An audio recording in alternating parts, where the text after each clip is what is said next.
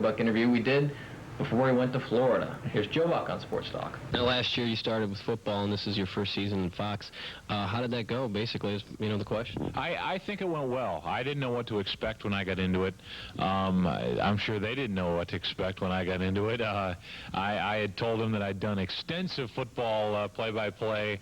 You know, they didn't know that I'd never done any football before. What are they going to check? So I told them, hey, I've done plenty of football, and they flew me out. I did an audition. They wanted me to do a half. Instead, I only had to do a quarter, and they said, you're hired. And from the response that I got, not only from within Fox, but with critics, I guess you'd call them, across the country, everybody was pretty favorable about what I did. So not that that's the most important thing, but it helps, and it helped build my confidence to the point where I really felt comfortable, and I'm glad I did it. I loved every minute of it, and I'm anxious to get back going again next year, and hopefully I'll be doing the first Rams game just across the street here. We'll talk about that in a minute, but now when you're doing these games, are you just are you learning and absorbing? I mean, is that what you have to do just to get this down pat? Yeah, this was more a learning thing for me this first year. I mean, I had only been around the NFL tagging along behind my dad, so it was learning from the aspect that I didn't know really how to prepare. I didn't know what I needed to study, what I didn't need to study, what would really help me the most during a game, what I probably wouldn't use.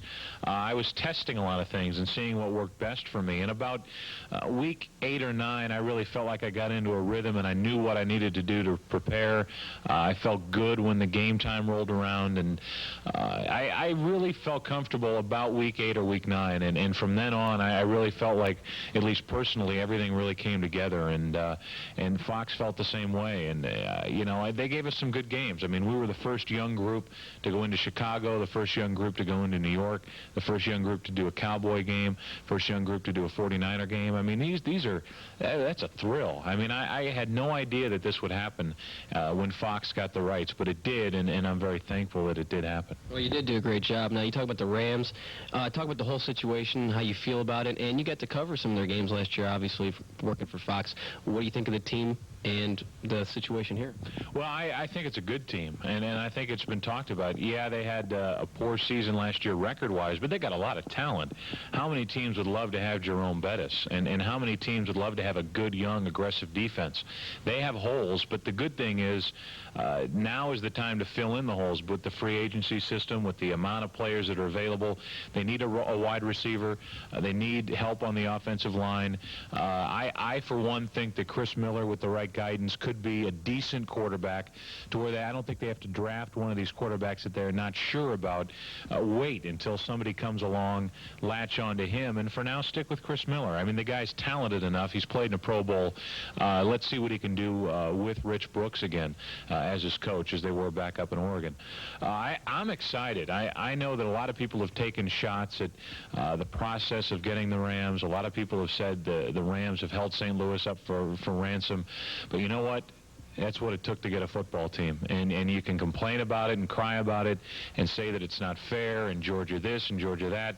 But we got a dome stadium going up, and this, I believe, was our only chance of getting a football team once we missed the expansion process. So you can complain about it, but we've got this stadium going up, the PSL sold like that. There must be people interested. And for all that, I'm thrilled to death that we got the Rams. I think it's going to be something fun, and I don't think it's really hit the people that we've now got an NFL team, and I know that there's still question marks. Are they going to pass it? Are the Rams coming? They'll come here. They'll end up here, and I think they're going to be very happy that they came to St. Louis. Now, everybody knows you're Jack's son, obviously. That's a given. Did he pressure you, or not pressure you, but did he ask you and keep telling you, hey, do you want to get into this? Or did you just kind of, hey, this looks fun, you know? Is that how it happened? Yeah, he never once pressured me. He never said, you need to go into broadcasting. This is really what I want you to do. He's not that kind of dad. I know from growing up around him, I admired him so much, I always wanted to be with him. So I was lucky that he took me on the road to all these different cities, and I was in the broadcast booth, and I was in the clubhouse, and in the dugout, and on the bench, and I got a chance to be around this at a very young age, and so I had a head start on most people. I know you're trying to get into it, and you're into it and doing probably a lot more work than I did to start with. But I had that advantage of being around it in my early formative years, and I feel like I took advantage of that. I think he knew I was interested in it when I was 13, 14 years old. I'd take a tape recorder up into an empty booth at Busch Stadium and do the game into a tape recorder, and then we'd listen to that tape on the way home that night after the game. He'd tell me some things to work on. I'd come back out the next day and I'd work on that, and I'd try to get better. And then I think a lot of people know the story. When I was 18, we were in New York, and he said, to take us through the 5th inning, here's my son, the birthday boy, Joe Buck. And I wanted no part of it, but he and Mike Shannon got up and left the booth, so the inning started, and there was nobody doing the play-by-play. So I got up and ran down there and did it. And I've never heard the tape since, and I know it's some roast sometime in my life it'll come up. I'm sure it was terrible, but I got through it. Thank God it was a 1-2-3 inning. And for some reason, I think at that moment I realized how much fun it would be to be the eyes and ears of Cardinal fans when the team's on the road. I know how dear the Cardinals are to so many people here.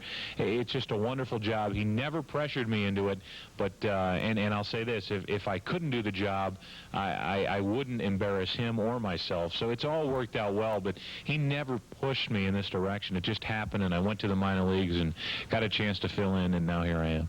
Well, you started in Louisville, did Redbirds games, and you started doing Cardinal games, and you did Tiger games last year, and then you did Fox. Do you have any goals? I mean, this is the last question. Do you have any goals set now, or are you exactly where you want to be? You know, people ask me that all the time, where are you going to be in 5 years? And I have no idea, because if you had have asked me 5 years ago, I would have never told you that I'd be doing, well, I'm going into my 5th year with the Cardinals, 2nd year coming up with Fox doing the NFL. You know, I've already done Missouri basketball, and now I've moved on from that. It's something that I miss, but I can't do all these different things and also have a home life. I would have thought you were crazy if you told me that that was going to happen. So 5 years from now, who knows? I may take a nosedive and be holding the camera instead of him and watching you guys do the stuff. You know, who knows? I don't know. It won't get that bad, really. Well, if it does, it does. I just am enjoying what I'm doing right now, and if it ends tomorrow, it ends tomorrow. But if I continue to do what I'm doing exactly right now, I'd be content. If something else comes along, if Fox gets baseball, I'd like to do that. And I know they've talked to myself and some other people. If they were to get baseball, would I be interested in being their play-by-play guy? And I certainly would. Would I like to move up in Fox and do the bigger games? Yeah. Outside of that, I don't have any other aspirations at the moment. Maybe something will occur to me when I get up here and walk down the steps, but I'm just taking it as it comes, and I know these jobs aren't always going to come along, so I'm taking them while I can get them. Joe, it's a pleasure. Thanks a lot. I know you have to get on the plane tomorrow to Florida, but this is a great thrill for me.